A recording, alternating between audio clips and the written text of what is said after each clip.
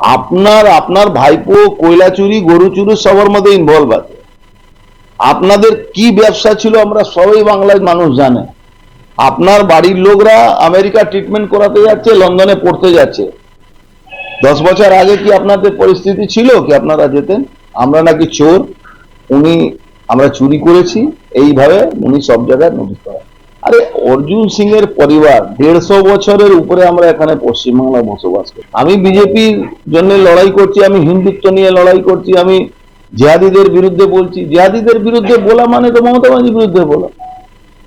তো আমরা বলবো আপনি যত কেস করুন, যত নোটিশ পাঠান, আমার কিচ্ছু যায় আসে না। আমার পরিবার সবাই আমরা মেন্টালি প্রিপেয়ার আছি আপনার সব রকম টর্চারের বিরুদ্ধে আমরা লড়বো। কিন্তু আপনি এটা ভাবুন, আপনি আজকে করছেন, কালকে আপনার সরকার থাকবে না, তারপরে কি আপনি এটা করতে পারবেন?